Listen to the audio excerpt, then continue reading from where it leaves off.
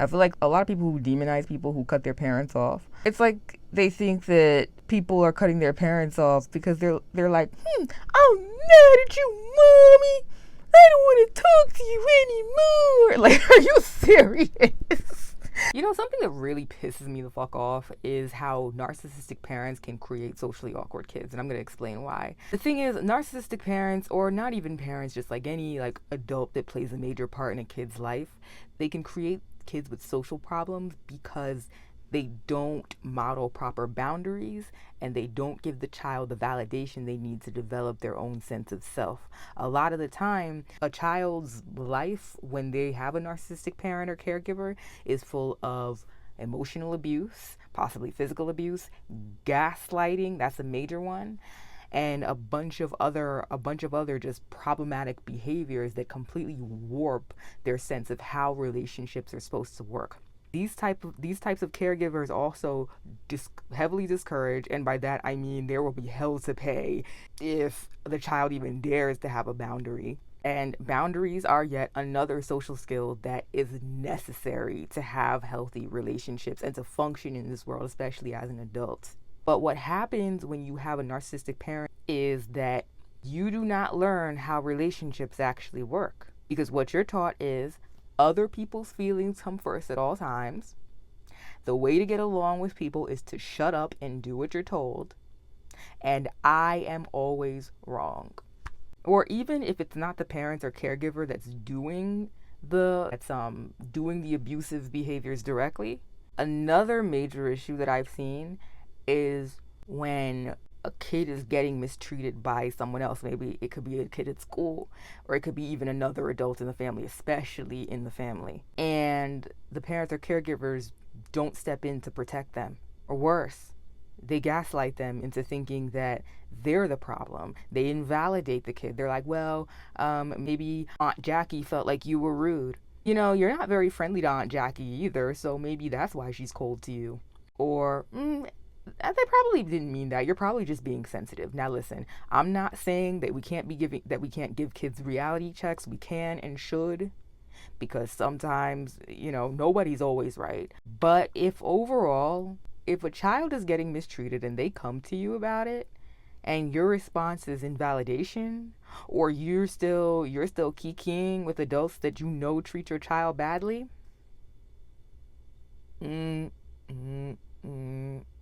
grinds my fucking gears. And I'm gonna tell you why. I said that narcissistic parents create socially awkward kids, right? What happens when you're a kid and you have your reality doubted and invalidated over and over and over again, the message you learn is, I cannot trust myself. I am always wrong. As a rule, other people are right. And so I should defer to them. I should look to other people to tell me what's what. I should let other people tell me what I should believe, and I should not listen to my own feelings and interpretations of how people treat me. And when you're like that, when you think like that, that is so dangerous, because what ends up happening is you become someone that doesn't read the room. And what's worse in that situation, because some people, they can't read the room because they genuinely don't know how. But some people, it's not that they can't read the room, it's that they don't have social intuition, it's that they don't trust what they're reading. Again, they have learned to distrust their instincts to the point that unless something smacks them in the face, they are not able to pick up on social cues. They gaslight themselves when people are passive aggressive with them, because that's the thing. A lot of the time, with people when people are being disrespectful to you or choosing to even bully or abuse you, a lot of the times they're going to start with subtle social cues or subtle forms of disrespect, little things, passive aggressive comment here, a little snark, a little condescension, or a nonverbal cue like an eye roll or a side eye, or just acting very lukewarm and standoffish. Those little things. And where somebody who trusts themselves and is able to read the room would pick that up and know, okay, this person is not someone that I need to be around, so I'm going to avoid them as much as I can. If you're the type that you have been gaslit your whole life and you don't trust yourself, you're going to walk right into the lion's den with a smile on your face. You're gonna say, oh, maybe I was taking it too personally when they rolled their eyes. Maybe they didn't mean anything by that snarky comment. It made me uncomfortable, but I can be too sensitive, so. And then what happens? So chances are you're not going to stand up for yourself. And when the person sees you don't stand up for themselves, or you don't stand up for yourself, they tend to escalate and escalate and escalate. And that's how the person that does not trust themselves to read situations can end up in abusive, humiliating, and even outright dangerous situations. Parents, it is dangerous to gaslight your children. You are putting them in danger for the rest of their lives when you invalidate their reality. Narcissistic or emotionally abusive, emotionally immature, whatever you want to call it, parents, they are robbing their kids of the ability to protect themselves. Because part of knowing how to protect yourself is knowing how to read the room and knowing how to assess the situation. When parents gaslight their kids to the point where they don't know up from down, and their kids develop social awkwardness from that, they are put at such a disadvantage compared to everybody else. It is psychologically, emotionally, spiritually, and sometimes even physically damaging to not be able to figure out when people are harming you until maybe months or even years down the line. In fact, it's downright traumatizing. And I don't want to see any more people go through that. That's why I make the content I make, and it's also why I'm developing a course for socially awkward adults to learn social skills that they didn't learn as kids, so that they're better able to read the room and protect themselves, among, other things, like being able to be confident and free in social situations. One of the major reasons why people with emotionally immature or narcissistic parents end up having social issues or being socially awkward or having problems in relationships is because they were not taught proper conflict resolution. Because at the end of the day, with a parent like this, they don't teach the normal rupture and repair process of a relationship. What they teach is my way or the highway, your feelings are a you problem. And in fact, you're disrespectful for even having feelings at all that aren't validating me or about something that I did. Like, Lord forbid you even try to gently hold them accountable or gently set a boundary or tell them that you don't want them to do something, or that something they're doing is making you uncomfortable, or that you don't want to go along with what they think or what they want. Nope. Like I said in the last video, there will be hell to pay if you do that. So if you grow up with a parent like this, then what you learn is that conflict isn't safe. You learn that anger is dangerous because in your house growing up it was. Some of these parents will even downright get physical with you, or even if they don't, they'll verbally annihilate you to the point where your self-esteem is torn to shreds. Then why would you have confidence going out into the world and defending yourself if you grew up learning that conflict either meant being abandoned or being put in serious danger? And then what ends up happening with that is either one of two things. The child ends up mirroring their parents' behavior, or the child ends up gun shy of confrontation, never speaks up for themselves, doesn't know how to advocate for themselves in a way that is respectful to both themselves and the other person. So if you see yourself in what I'm saying, I highly recommend that you read this book, Adult Children of Emotionally Immature Parents. Honestly, I feel like reading this book would be like having really bad vision and finally putting on glasses. Like, it illuminates and makes clear so many things about these dynamics, because these dynamics, like, they'll make you feel crazy. But when you put it in the proper context and understand it through the framework of parents' emotional maturity, then everything becomes crystal clear. And I think this will help you stop feeling crazy. Like, for example, I'm going to read a passage from the book. We were talking about conflict resolution, right? It says, they resist repairing relationships. Problems are bound to come up in any relationship, so it's important to know how to handle conflict in ways that help the relationship weather the storm. It takes confidence and maturity to admit being wrong and try to make things better. But emotionally immature people resist facing their mistakes. People who have been wronged by an emotionally immature parent may start to think that they're at fault if they continue to feel hurt by what the person did, which is normal. You don't just get over it like in 1 second. Come on now. But emotionally immature people expect you to take them off the hook immediately. Sound familiar? If it feels better to blame you for not forgiving them fast enough, that's what they'll do. It also says under that same section, emotionally immature people have a completely unrealistic idea of what forgiveness means.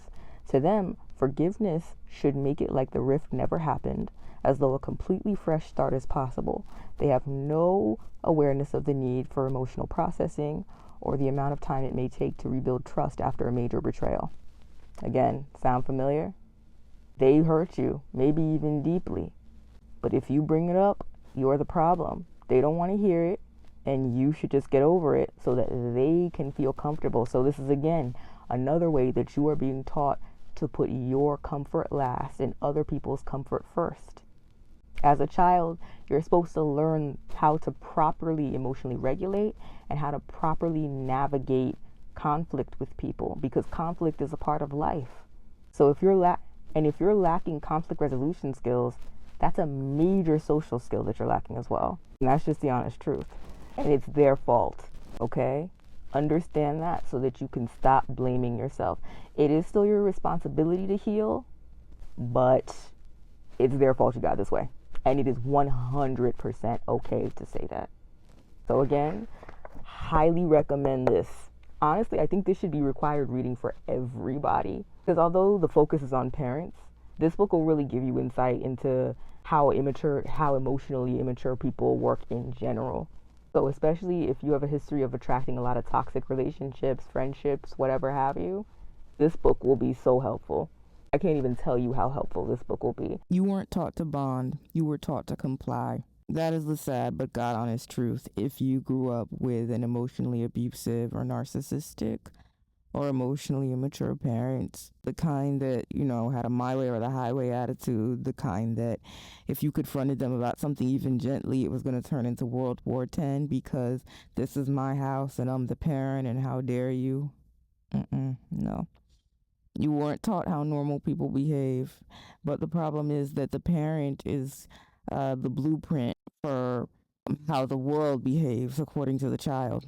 And so if you had a parent that fucking bullied you into compliance anytime you dared to assert autonomy or have a boundary, you were not taught to bond. You were taught to comply. You were taught that you only get relationships if you shut the fuck up and you do what you're told. And that's not how real relationships work.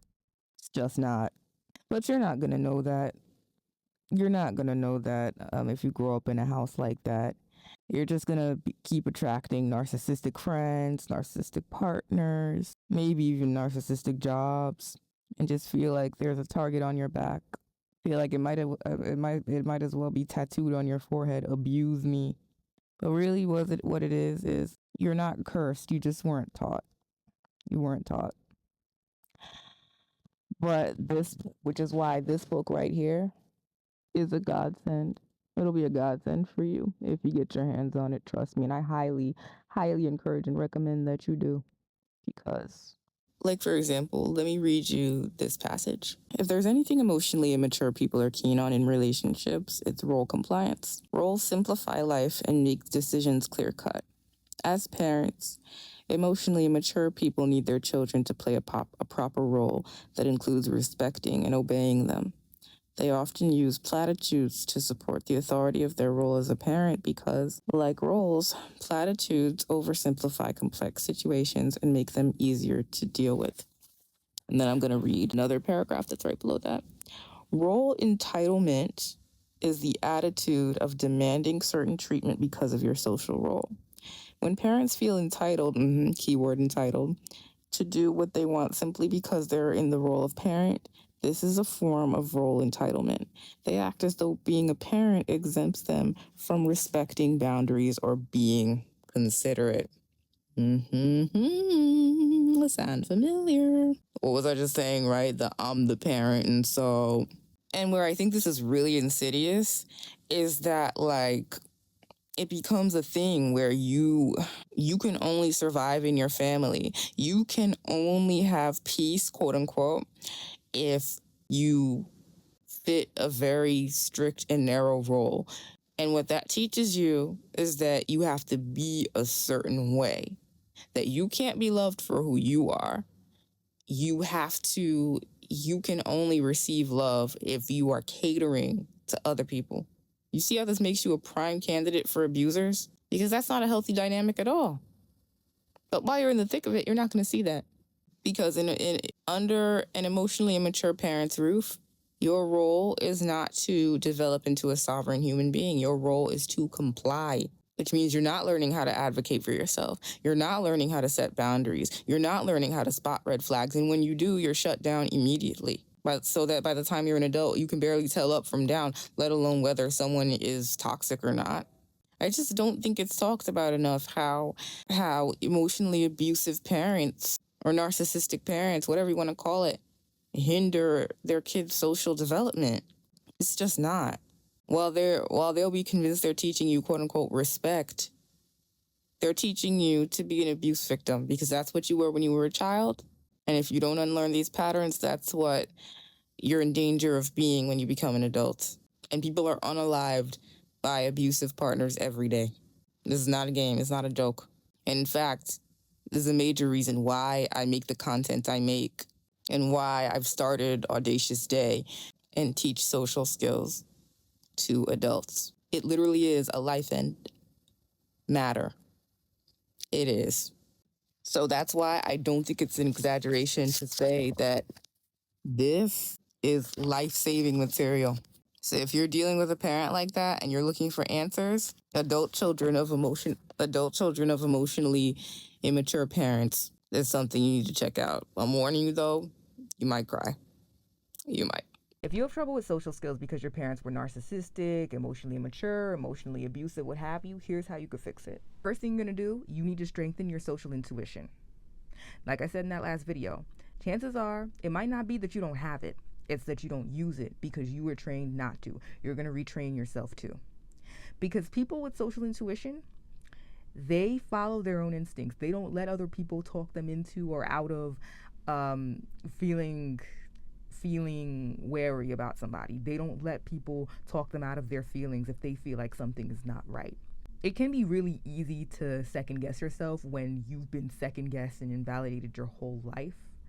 But what I've learned, even in my own life, is that sometimes your body knows things before your mind does. And what I mean by that is sometimes you can feel something is off, but you can't put your finger on why. And unless the reason is smacking you in the face, it's easy to invalidate yourself if you don't have concrete proof right in front of you. Now, that doesn't mean go be mean to people just because you feel some type of way. In fact, even if you're non-confrontational, you can still trust your social intuition. So I want you to start doing that. Let's say you meet someone new and they say something that's a little bit rude or that you found a little bit shady. You're allowed to decide you don't want to be their friend. You are allowed to decide. I give you permission to write them off. Okay? And you don't have to discuss it with them. You don't have to, go head for head with them, especially if you're not confrontational and that's not your style. But you can silently make a mental note. Oh, I don't like what they said. And you know what's beautiful? You don't have to analyze it. You don't have to do that thing where you go and dissect and then you're like, maybe I took it too personally. Oh, maybe they could have meant this and not that. And it rubbed you the wrong way, and that's it. And now I know with some people, they might be scared. Oh, well, what if I am wrong? What if I am missing out on the opportunity to make a good friend?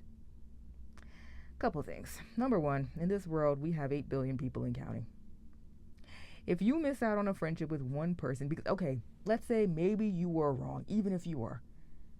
All right, it's one person. You will make new friends. Again, there is 8 different people.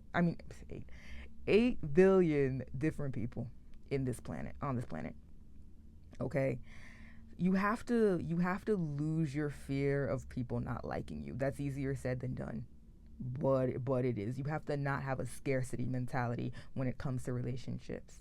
Number two, if you have to choose between maybe misjudging somebody for the first time you meet them and potentially and writing off a potential friend versus misjudging your own instincts, not listening to your intuition, and then getting burned down the line when deep down you knew that this person was a problem, I think this is better.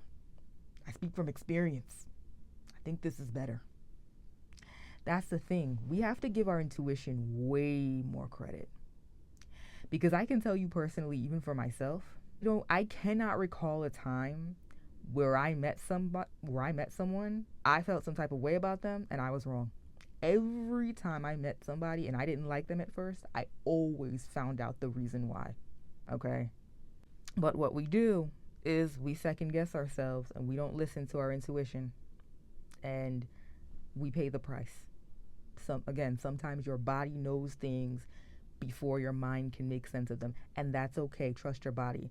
And the beautiful thing about when you trust your body is that the intuition is kind of like a muscle. The more you use it, the stronger it gets, and you're gonna find that you start dodging situations maybe that could have ended really badly for you. And you know what? A lot of the time in life, you don't know how things are going to turn out. But what I've learned is you don't need to a lot of the time. And the more you grow that intuition muscle, and this is the big thing, you're going to build your self-trust. And building self-trust is the essence of building your self-confidence. And building your self-confidence is one of the major keys to overcoming social awkwardness. Now, there are some people, they're a little overconfident, and that makes them socially awkward too. But in cases where you had a parent invalidating you and you develop social awkwardness, the root of that issue is a lack of confidence. You will only grow that by learning to trust yourself, because that's the essence of what confidence is trust. If you have confidence in something, you trust it. If you have confidence in yourself, you trust yourself. And part of becoming socially confident is going to mean trusting that you can handle yourself in social situations, even if your parents told you your whole life that you couldn't. Because see, as you build your intuition, as you learn to set boundaries, to not second guess yourself, to speak your truth. You can speak it with respect, but to speak your truth unapologetically, you will be able to keep yourself safe. And if you follow your intuition, what you're also going to naturally do is you're going to become more assertive. Because the thing to understand about boundaries is they're not rules that you have for other people. They're facts about yourself, how you feel, where you begin and where you end. So one thing that you could do, it's going to be one of the fastest ways that you learn to set boundaries and honor yourself. It's both easy and hard. And that's to tell the truth. Don't lie to spare other people's feelings. Don't lie because you think you're going to get in trouble. Don't lie. Now, there's a time to use tact, of course. You don't always have to tell the whole truth, nothing but the truth, so help you God. But tell the truth, even if it's just to yourself. Like I said before, if you decide that you don't want to have a relationship with somebody, any kind of relationship, you don't have to sit them down and have a discussion about it. Unless you already have a long-standing relationship and that relationship has always been close and it's built on trust. But if it's somebody you don't know that well, there's something so powerful about just saying, you know what, this person is not for me. And when you decide for yourself that a person is not for you, do not seek anybody's advice. Don't ask anybody's opinion. Don't ask anybody if you're in the wrong. You know what? Try it for 2 weeks. Make decisions silently about relationships. Know that you're always free to change your mind in the future if you genuinely do change your mind, not just because you want to keep the peace. But make decisions for yourself, by yourself, with no one's input. Watch. Your decision-making skills are going to become so much sharper and stronger if you let go of the crutch of asking other people their opinion. Because when you're asking other people their opinion all the time about, am I interpreting this right, this and that, what you're really doing is you're seeking approval and you're seeking permission to honor yourself. Seeking permission to honor yourself is the opposite of honoring yourself. The only permission that you need is your own. And speaking of deciphering things for yourself and by yourself, start being more observant. Whenever you're out or in social situations, talk less and observe more. Watch how the people around you operate. Watch how the people around you move. Watch who gets along with who. Watch body language. Just be in the mind of the observer. Because as you start to see, what kind of reactions do people tend to react negatively to? What do people react positively to? What's the social climate here? Like, what's the environment like? When you make it a point to try and take all of that in, that's going to sharpen your skills when it comes to reading the room. Because being observant is a big part of that. And don't just be observant when it comes to other people, though. Be observant when it comes to yourself, too. Sit with yourself. Really get to know yourself inside out. Because when you know yourself inside out, it's way easier to be confident. Because if you know who you are, then others will be less able to tell you who you are. And that is a major key factor in being resistant to gaslighting. Really sit with yourself and get to know as objectively as you can. Who are you really? What are your wounds? What are your flaws? What are things that you could work on? What are your strengths? What do you really believe about yourself and about the world deep down? Not just the story that you'd like to believe, but what do you believe is actually true? Essentially, I'm saying do some shadow work. To help you with that, I actually have a shadow work journal that I publish. It's out on Amazon.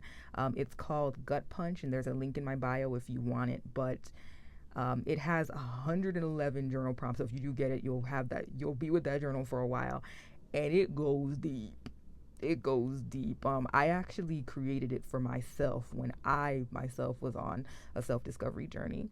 Also, fun fact, I designed the cover, so I'm really and some of the coloring pages in it too, so I'm really proud of it. So that's an option. That's an option for you if you want to do some self-reflection. And another good thing about it is it'll help you become aware of some of your blind spots. You know, we all have blind spots when it comes to how we think about ourselves and how we move about the world.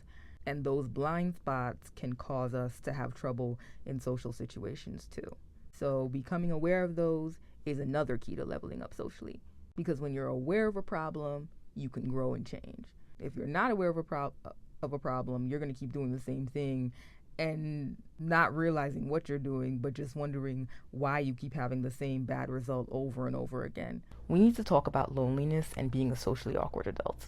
So by now, tons of people on here have heard the story about that makeup artist who got kicked out of a wedding. And a lot of people were piling onto her. And while I don't disagree with their takes, I feel like there's a larger conversation that we need to be having.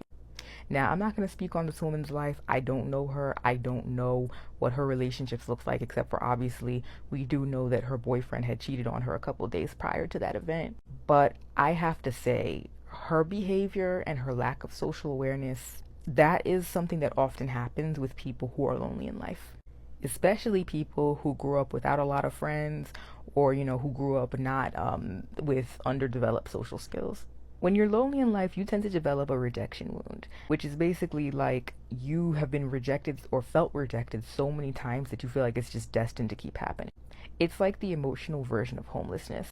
You want somewhere to belong, and you want so badly to be accepted. All you want is somewhere to belong and rest your head and call home. And so what some people will do is when they get into a new environment around new people, they pretty much audition for acceptance. They're trying so hard to be liked by whatever people are around them that they kind of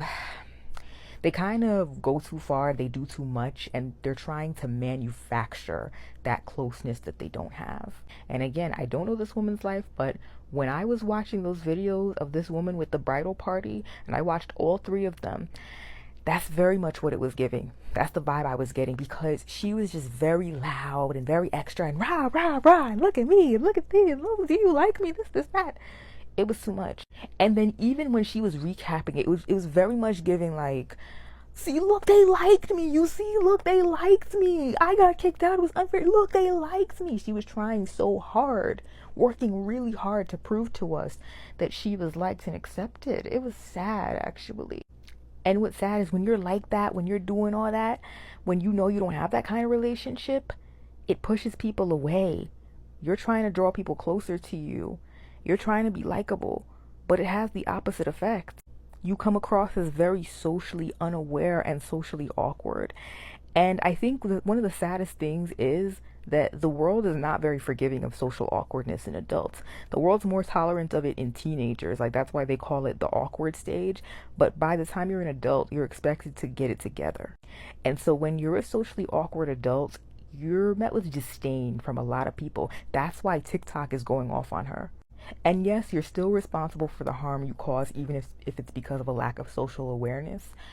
But the issue is that someone who is socially unaware is different from someone who's just an asshole because they're entitled and inconsiderate.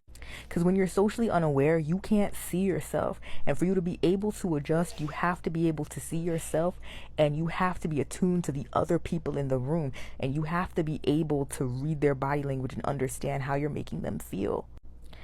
And by the time you're an adult, when you're not aware of how you come across, no one's going to say anything to you. At least when you're a kid, your parents or even other kids are going to tell you straight up that you're annoying and why. But when you're an adult, no, you're going to be blissfully unaware until someone's had it up to here with you and curses you out like the groom did. The issue, though, is that it takes someone cursing you out for you to get it. And so because of that, if you're someone like that makeup artist, you're just going to experience that as bullying.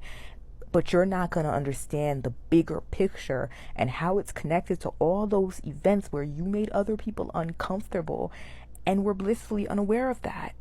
And what's worse is people might not even understand that it's a lack of awareness, and they might just think that you're being rude or whatever on purpose, or think that you have really bad character. Like this whole thing that Miss Girl did, she looks like an opportunist. I don't think she understood that when she was posting this.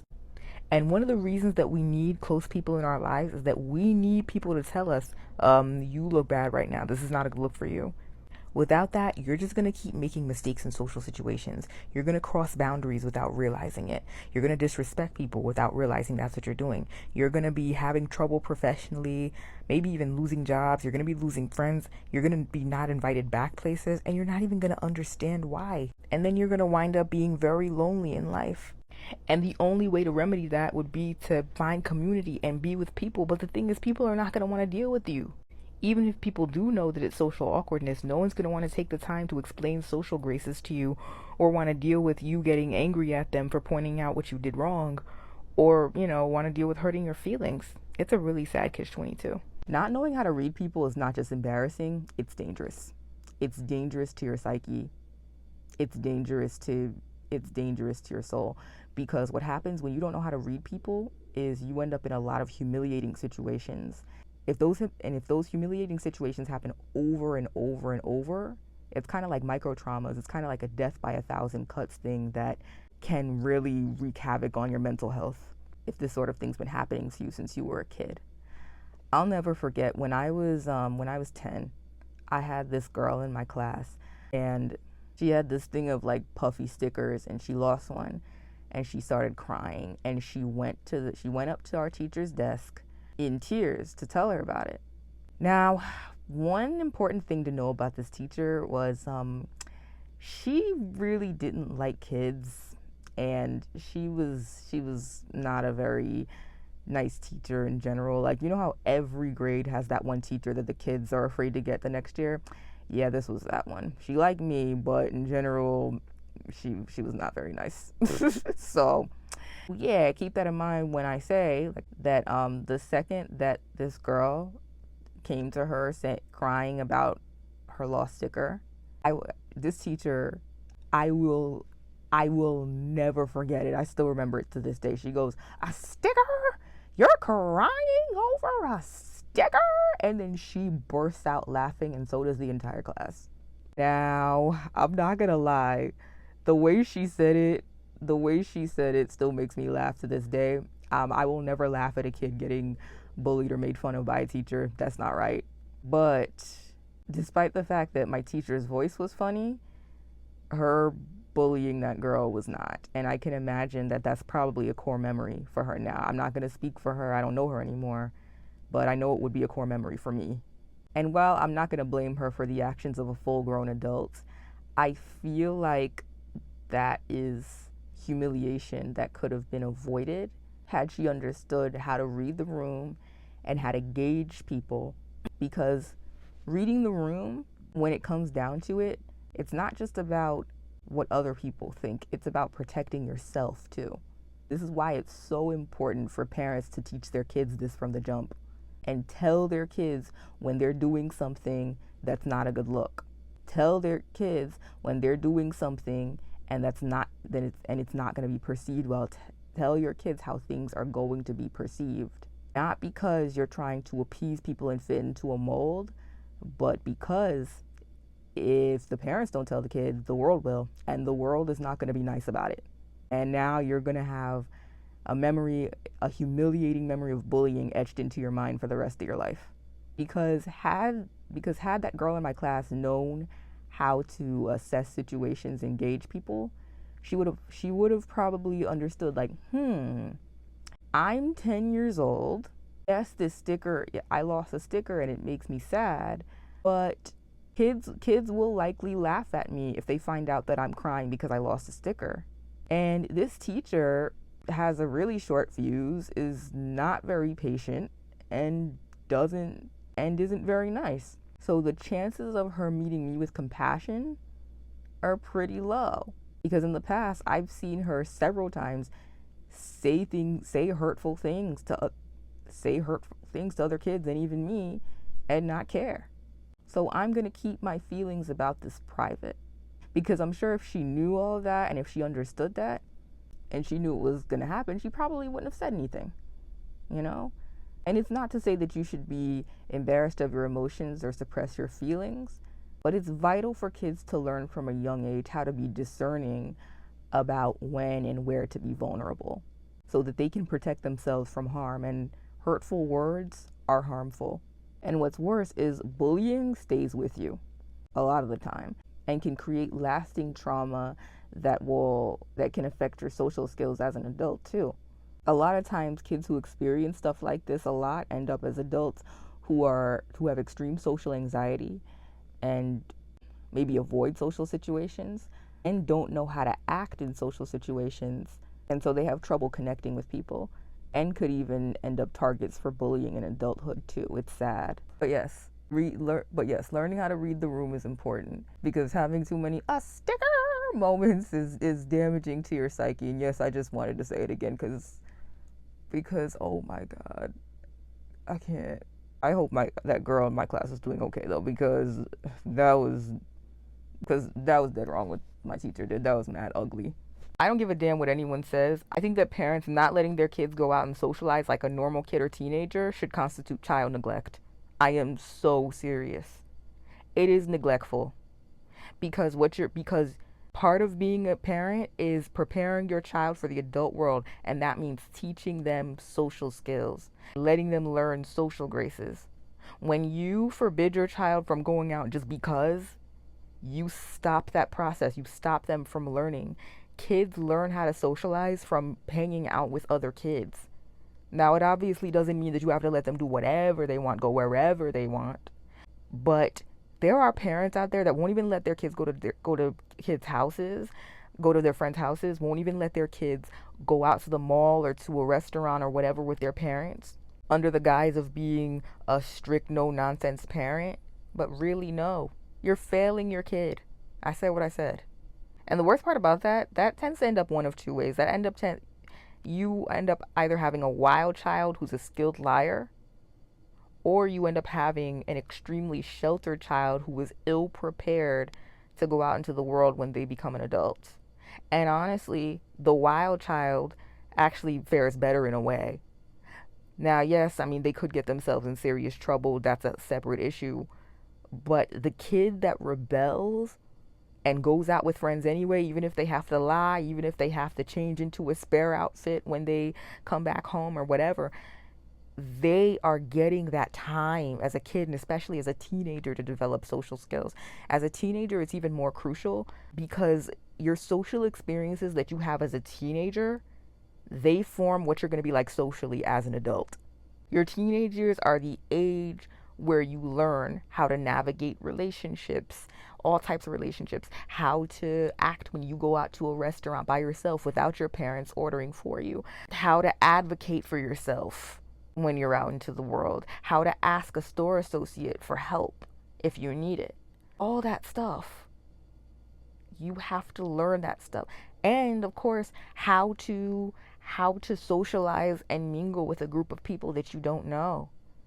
Socializing with people you don't know and all kinds of people is such a valuable and underrated skill as an adult that will literally make or break your adult life, including your career, especially your career. Because what they don't tell you when you're a kid is that if you're an adult and your social skills are not up to par, you are in big trouble when you get into the workforce. Big trouble. People get passed up for promotions over that stuff. People get passed up for jobs, or not passed up for jobs. People get fired from jobs and actually passed up for jobs too, because if you're a poor conversationalist, chances are you're going to be a poor interviewer too, right? It's bad. It's damaging. And it's damaging to a kid's psyche too to do that to them, because one day they're going to get a rude awakening about how there's a gap in their social skills compared to people their age. Because at some point they're going to become an adult, they're going to have to go out into the world, right? But if they did not get that practice when they were younger and under your guidance as a parent, then what happens is they go out into the world, they don't know how to act, they're committing social faux pas left and right, or they're too timid to properly ask for help or advocate for themselves or just communicate and get what they need. And other people their age are going to notice it, and it's going to be embarrassing for them. And then think of the effect that it's going to have, the long-term effect that it's going to have on their mental health. So yes, depriving your child, and yes, I said depriving your child of the opportunity to practice and hone and refine their social skills is neglectful. It is child neglect. I don't know how we'd prove it in court, but it's child neglect. And if I ran the world, I would charge it as such. I would charge parents with a crime for that. And I do not care if that sounds dramatic. I do not care if that sounds extreme, especially when you see the extremely damaging effects that it can have on a child and when they become an adult and for the long term. Social skills are learned by practice. It's like learning to drive a car or learning to swim. You learn it by doing it, and you learn it better if you do it when you're younger. Having to learn it as an adult and having to deal with the added shame, feeling like you're behind other people your age, why would you want to put your kid through that hardship? And parents who do this, they don't think of it that way. But that's exactly what they're doing. They're setting their kids up to fail by being overly restrictive and not allowing them to go out and socialize with their peers. And by not allowing them to gain the experience that they need to develop confidence in their social skills, confidence in social situations, and confidence in themselves, most importantly. Because how are you going to be confident? How are you going to be confident in something you don't know how to do? Right? And so with that being said, I'm developing a course for those who don't know that will teach you what to do. If you're interested in the course, go to my website. I also offer social skills lessons if you want individualized attention and a personalized plan to get you from feeling anxious and clueless to feeling confident and savvy. I do them both via email and via video call. And so you can pick the option that would be the best fit for you. Because even if you do feel behind, and even if you had parents like I described in this video, it's never too late. You don't have to stay socially awkward forever. You can become socially savvy like you always wanted to be. You just need to learn the rules of the game. So one of the ways that social awkwardness can be life ruining is that people who are socially awkward, a lot of them anyway, tend not to know how to pick people. So they end up with partners that don't love them, friends that don't like them, and a lot of the times it's because they have family that doesn't respect them. A lot of the time it's because they grew up being conditioned to believe that they deserve scraps, maybe bullied in school. So they learn from an early age to internalize the fact that generally people don't like that or people don't like them. And I said facts, but it's a little more complicated than that. Because yes, a lot of socially awkward people were bullied as kids. And some kids, maybe the majority didn't. But that doesn't mean everyone they meet won't like them. But the problem is when you're socially awkward, a lot of the times your default assumption is that nobody will like you. And because of that, you operate from a place of lack in relationships. You're the type that you'll take any little scraps of affection. You'll let people make the same mistakes, do the same disrespectful things in your life over and over and over, but yet they still get to keep you around. They still get to have your loyalty. They still get to, be poured into. But the thing is, while you're pouring into them, they're not pouring back into you. So eventually your cup just runneth dry, right? A lot of the time, and I said life ruining before, that's not an exaggeration. Because when you have bad people in your life, or when you have people in your life that don't value you and aren't afraid to show it, what ends up happening is you pay for it, okay? Because I'm a firm believer in this, that probably the most important decision you'll ever make in your life is the relationships that you keep around. Having the wrong person in your life can destroy it from the inside out. Ask anyone who's been in an abusive relationship. I myself, when I was 16 years old, or 17, 16, I had my first depressive episode because of having an abusive friend. And they say that with depressive episodes, if you have one, you're more likely to have more. And I have had more in my life. And to this day, I wonder what my mental health would have been like in my late teens through early 20s if I had never been in that abusive friendship. I was in it for 4 years until I was 18. So this is serious. Shoot. You could pay for that. You could pay for that in worse ways than your mental health. Oh my God. There are people who end up bled dry financially, end up behind bars, end up maimed, or even because of having bad people in their life. But the thing is, like I said, if you're operating from a scarcity mentality when it comes to relationships, even if you do see that the person is not nice to you or has qualities that you don't want to be anywhere near, you might not cut them off because you feel like this is the best you're going to get. You might even feel like, who am I who's so awkward or who's so unlikable or whatever the case is? Who am I to refuse a friendship when for me, a friendship feels like a once in a lifetime opportunity? No. Because two things can be true at the same time. Maybe you're not as smooth in social situations, and you do not deserve to have people around you who treat you badly. You do not have to settle for that.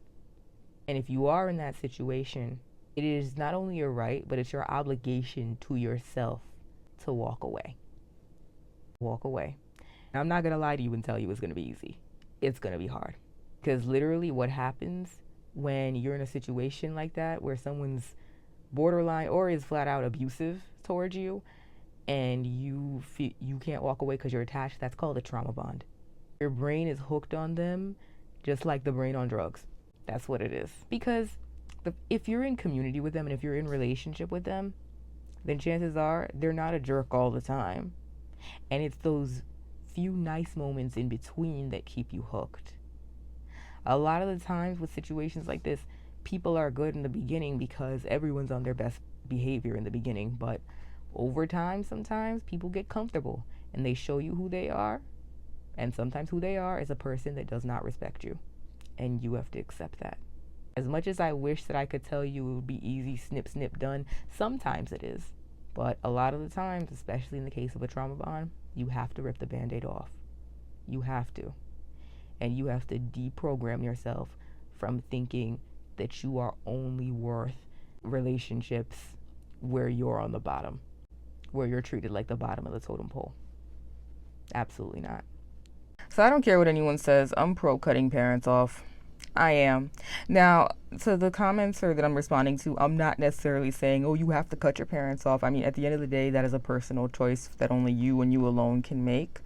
But in general, I'm pro cutting parents off because a lot of the times your parents are your first and your worst bullies. They are. I see videos even on this app or circulating the internet with parents being like, oh, you know, these kids, F these kids and all that stuff. And there was even one that went viral recently talking about, oh, it's not true, you do owe your parents and all this stuff. That woman's children obviously went no contact with her. And I'm telling you right now, parents, if your children went no contact with you, chances are you're the problem. Okay?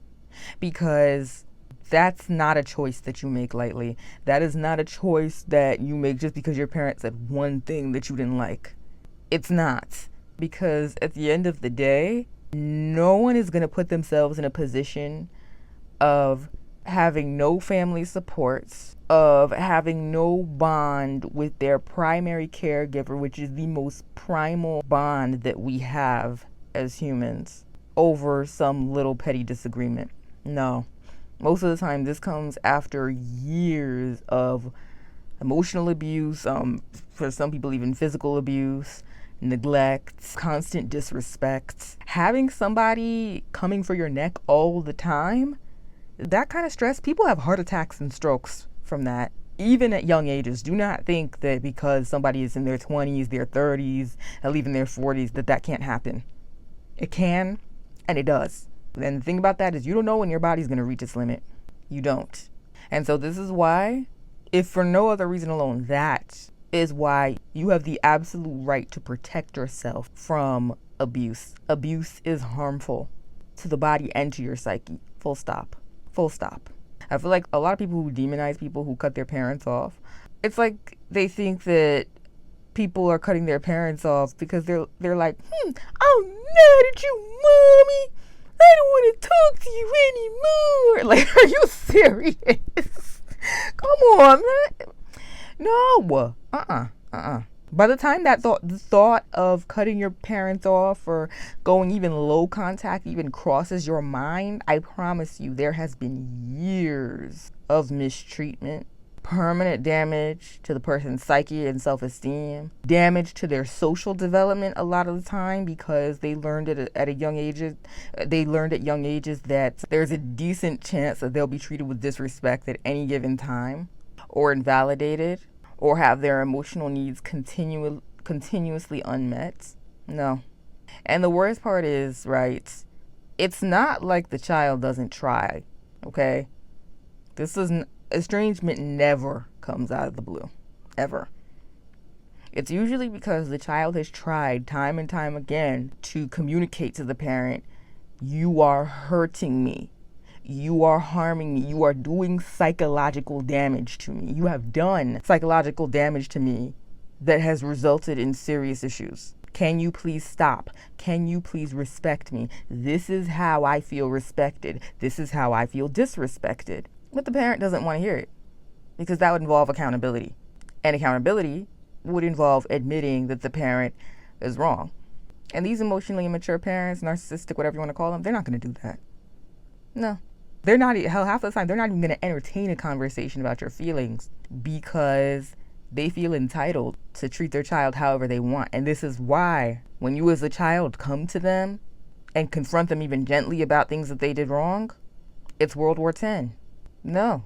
This is why they genuinely view it as disrespect when you set boundaries.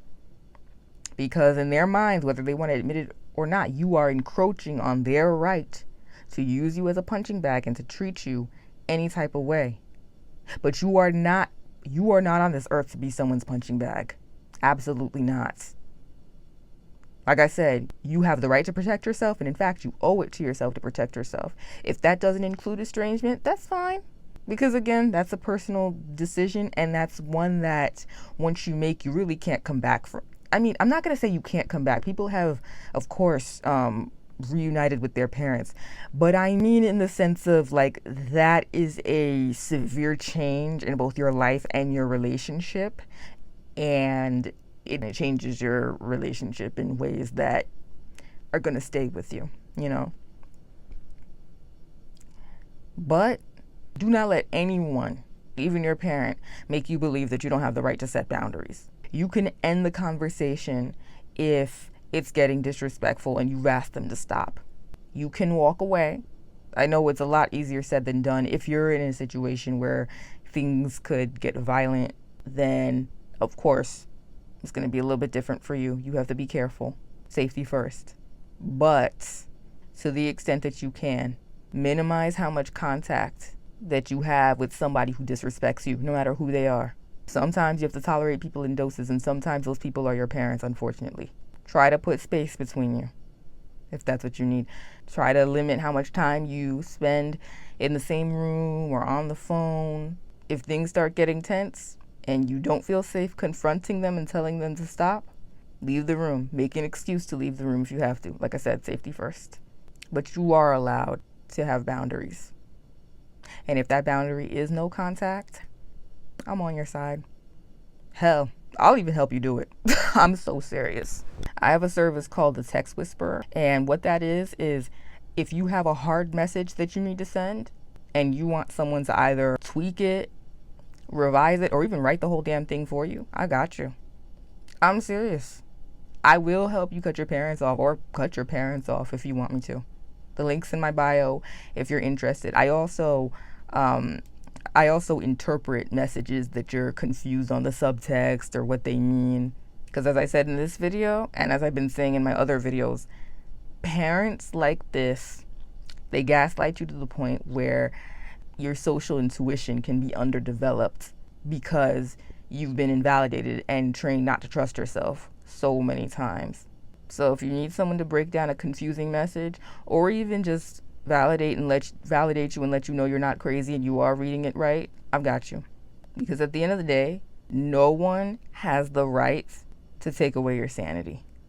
Your sanity, your mental health, that's all you've got. Because once you lose that, it's a wrap. Your mental health and sanity is literally what allows you to maneuver through this world. Don't let anyone steal that from you. Not even your parents. Honestly, I think the saddest thing about being a socially awkward adult is that no one is going to say anything to you. By the time that somebody feels like you made a bad impression or whatever the case may be, like, you're not going to know until suddenly you notice they're starting to pull away, they're answering texts slower, and suddenly you're seeing pictures on social media of people going out without you. And what's worse is that it's not a one-time thing. I mean, everyone has one or two times in their life when maybe they fall out with somebody or maybe they say something they shouldn't have. But for an adult who's socially awkward, they're caught in a catch-22 of making mistakes without knowing it and then getting consequences for them. But no one tells them how not to make them or what mistakes that they made in the first place. And so you can try and try and try, but at the end of the day, how are you going to play the game if no one tells you the rules? I'm tired of seeing this happen, and so I've decided to do something about it and make a social skills course for adults. This way, no more gatekeeping the social rules that are silently getting you kicked out of places or groups or whatever. No more having to stumble in blind for social situations. You don't have to anymore. It goes over every social situation you could think of, and it comes in 3 different tiers, 3 different packages, so that you could tailor your experience to whatever you need it to be.